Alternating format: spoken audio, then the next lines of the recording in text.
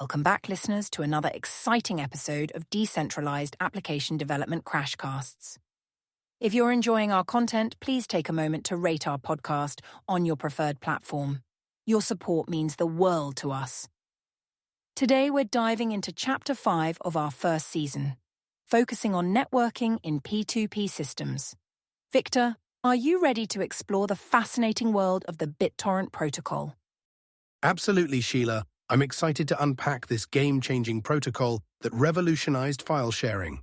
Before we begin, let's kick things off with an interesting quiz question for our listeners. Great idea. Here's a question to ponder. In the mid-2000s, what percentage of all internet traffic was estimated to be BitTorrent related? Was it A, 10%, B, 35%, or C, 70%? Think about it, and we'll reveal the answer at the end of the episode. That's an intriguing question, Sheila. It really highlights the impact BitTorrent had on internet usage. I'm curious to see what our listeners think. Now, shall we start by explaining what the BitTorrent protocol is all about? Absolutely. Victor, could you give us a brief overview of the BitTorrent protocol and why it was created? Certainly. The BitTorrent protocol was created by Bram Cohen in 2001 as a more efficient way to distribute large files over the internet. It's a peer-to-peer, P2P file-sharing protocol that breaks files into small pieces and allows users to download these pieces from multiple sources simultaneously. This approach significantly reduces the load on any single server and speeds up file transfers. That's fascinating. So it's like a digital potluck dinner where everyone brings a dish, but in this case, everyone brings pieces of a file. Is that a fair analogy? That's an excellent analogy, Sheila. Just like at a potluck where everyone contributes different dishes to create a complete meal, in BitTorrent, different peers contribute different pieces of a file to complete the download. And just as you can sample from various dishes at a potluck, you can download file pieces from multiple peers simultaneously. I see. Now, I've heard terms like seeders and leechers associated with BitTorrent. Could you explain what these mean? Of course. In BitTorrent terminology, a seeder is a peer that has a complete copy of the file and continues to share it. A leecher is a peer that is still downloading the file. Once a leecher completes the download, they can become a seeder. The collection of all peers sharing a particular file is called a swarm. That makes sense. So how does a peer know where to find other peers to download from? Great question. Traditionally, BitTorrent used centralized servers called trackers to coordinate peers. A tracker keeps track of all the peers in a swarm and helps new peers connect to existing ones.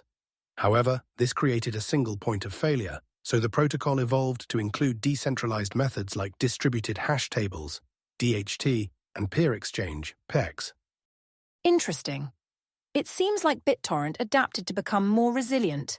Now I'm curious about how the actual download process works. How does a peer decide which pieces to download first? That's where the rarest first algorithm comes in. When a peer joins a swarm, it first requests the rarest pieces, those that are least common among its connected peers. This strategy helps to evenly distribute pieces across the swarm, ensuring that rare pieces don't become lost if a peer with unique pieces leaves the network. Clever.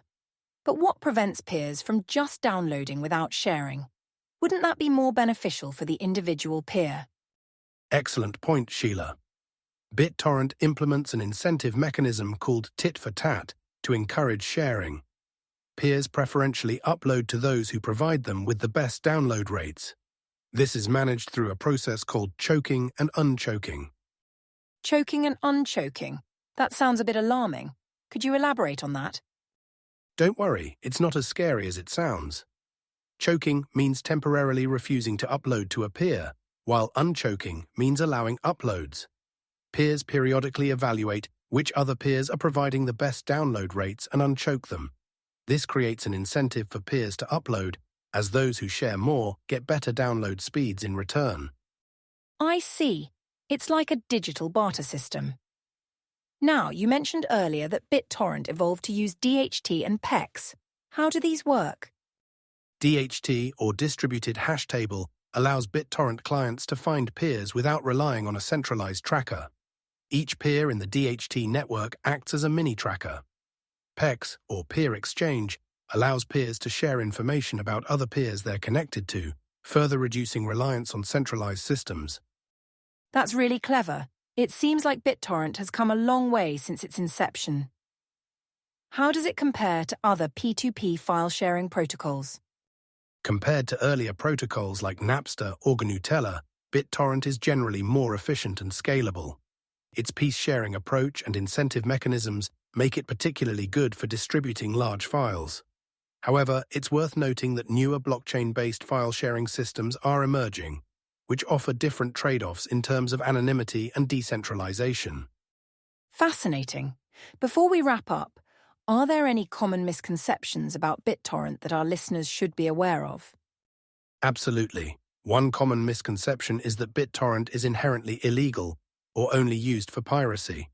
While it has been used for unauthorized file sharing, the protocol itself is neutral technology with many legitimate uses, such as distributing large open-source software packages or updates for online games.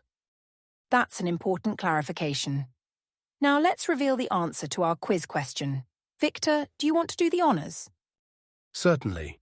The correct answer is B, 35%. In the mid-2000s, it was estimated that BitTorrent accounted for about 35% of all internet traffic, which is quite remarkable for a single protocol. Wow, that's impressive. To wrap up, let's summarize the key points we've covered about the BitTorrent protocol. 1. It's a P2P file-sharing protocol that breaks files into pieces for efficient distribution. 2. It uses terms like seeders, leechers, and swarms to describe participants. 3. The rarest first algorithm helps distribute pieces evenly. 4. The tit-for-tat mechanism incentivizes sharing. 5. DHT and PEX allow for trackerless operation, increasing decentralization. Victor, any final thoughts? Thank you, Sheila. That's a great summary. Listeners, we hope you found this deep dive into the BitTorrent protocol enlightening. If you enjoyed this episode, please visit crashcasts.com, join our Discord community, or support us on Patreon. Your engagement helps us create better content for you. Until next time, keep exploring the fascinating world of decentralized systems.